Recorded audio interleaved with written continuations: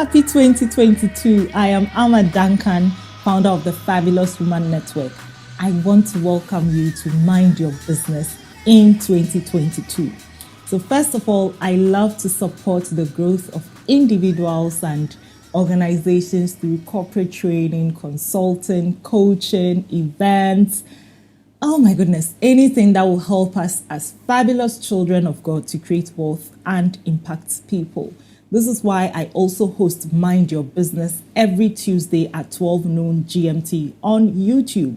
Now, Mind Your Business is my platform for talking about business so that we can share resources to help us create more wealth and impact people. Before I go into the first episode of Mind Your Business in 2022, I want to tell you, just in case you haven't heard, that we are having the International Fabulous Women's Conference in Ghana. Yay! So in March, we usually celebrate International Women's Month, which is on the 8th of March every year. And this year, we are also using that to celebrate our International Fabulous Women's Conference. Now, the conference is not going to be exactly on the day, which is a weekday. And actually, I'm going to share a lot of information. But just so you know, I wanted you to be aware so you can plan.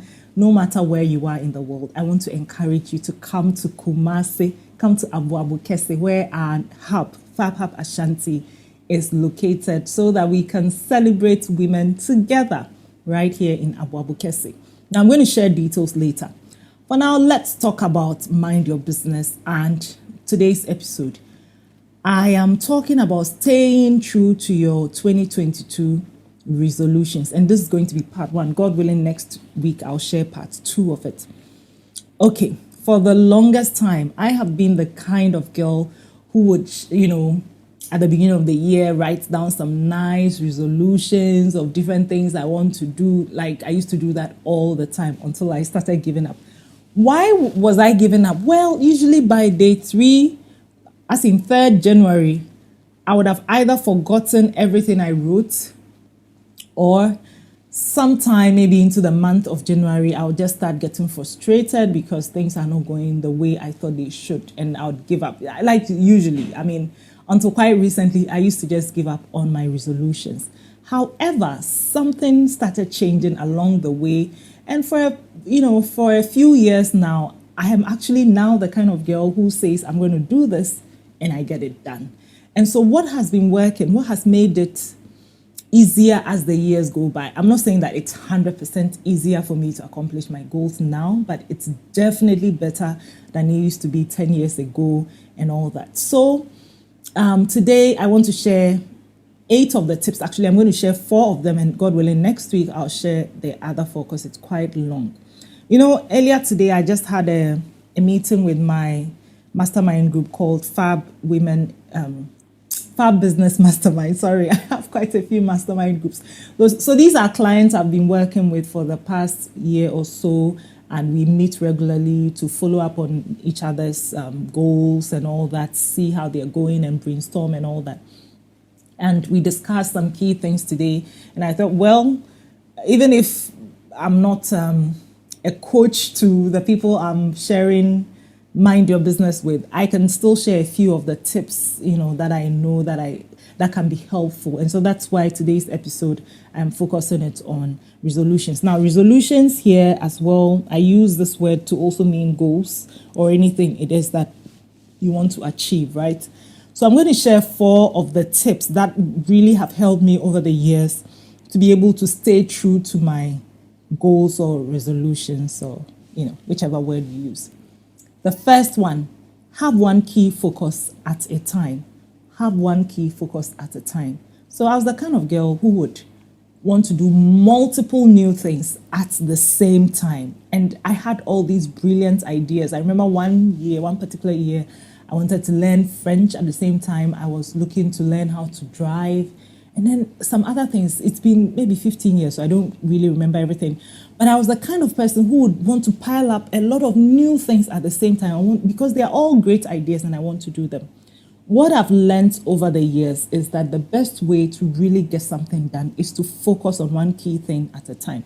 So for instance, if you're new in business or you are looking to launch some fabulous new products, instead of wanting to do all, create and market and do everything at the same time, for me, what I would advise you do and what has worked for me is focus on one new product, release it, let it stand on its own feet and be able to run without you being in 100% of the time, and then you go on to the next thing. So, for instance, if in this new year you want to start a new course, you want to buy a new car, move to a new shop, write 5 books, majority of these require a lot of money. And remember, you still have to work to come up with this money. Please, you may want to just focus on one key thing at a time. So that's my first tip. Second tip, tie your goal to something bigger than you. So one of the things that has worked for me in the past, for instance, is my money goals. Having this principle that I set for myself, really, that 10% of everything I make is going to be, no, not everything I make, of my profit is going to be given to charities. Okay, I didn't come up with this principle. Now that I'm thinking about it, I may have read it in Professor Adai's book some years back. So 10% of whatever I make in terms of profit, I'm able to give it to charities. At the same time, 10% of whatever I make as a child of God, as a Christian, is used to pay my tithes. Now, the bigger the profits, the bigger my tithes.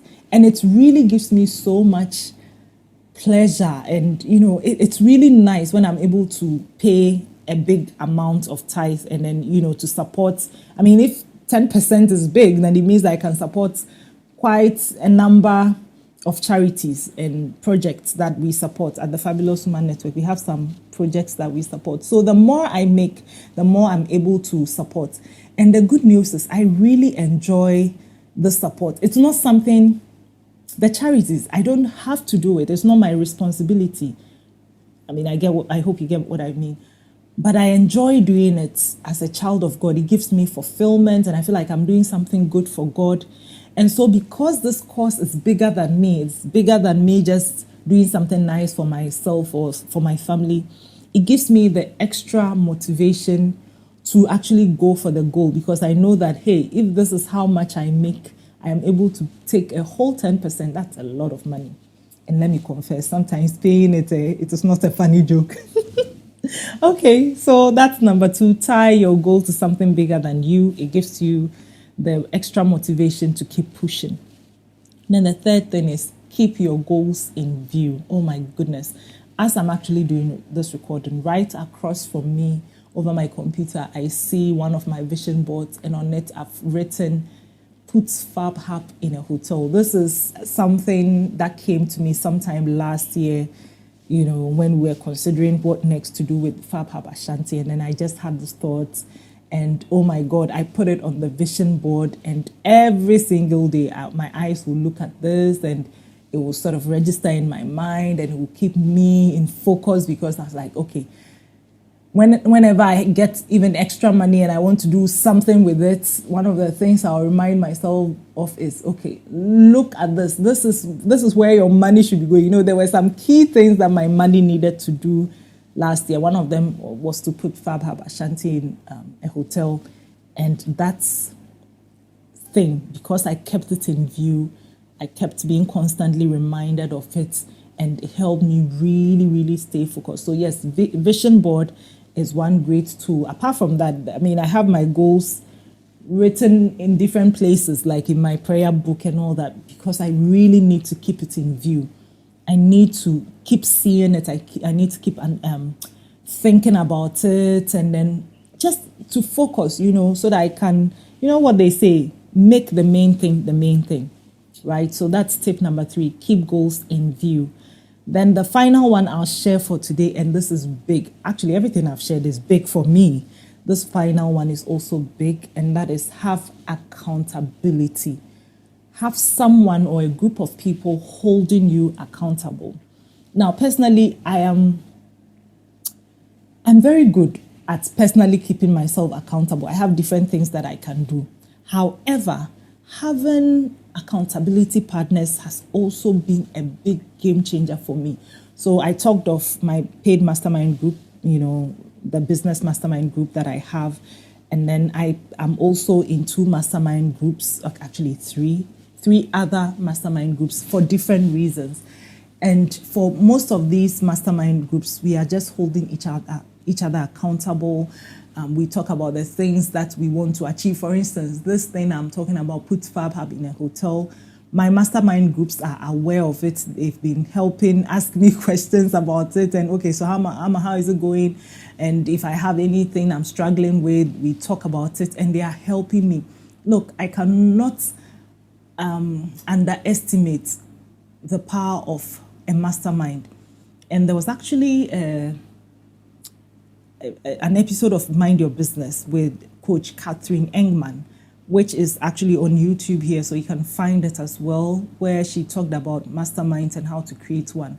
So please, seriously, you can create your own mastermind. The first mastermind I was ever in last year, or was it a couple of years ago, I created it myself before I joined other people's mastermind. So I'm not for, wait and say, I don't have one, so I'm not. No, you can create your own, and you can watch Coach Catherine's video to get tips on how to create your mastermind. I listened to someone's podcast, and through that I was able to start my own. So I know it is doable.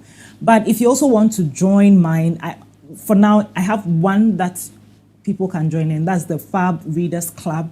We read a book for 2 months. We discuss it. We meet every 2 weeks, and then we discuss it, and we have accountability partners as well. So I'm going to add the link. So if there's something that interests you, you can join. But definitely make sure you have accountability. If this year, 2022, you actually want to go ahead and do what it is that you want to do. Because I'm sure it's amazing. I'm sure there's a reason you have this desire. So please don't give up. At least these 4 things I've talked about. Number 1, have one key focus at a time. Number 2, tie your goal to something bigger than you. Number 3, keep goals in view. And then number 4, have accountability. Start with these now. If you feel like, okay, I know nothing, I don't want to try anything, blah, blah, blah. Start with these 4 for now. God willing, next week I'll come to you. I'll explain outcome and process goals, and I'll talk about SMART goals, and in fact, 4 other points that I know that can help you to stay true to your 2022 resolutions. Yeah, so next week I'm coming back.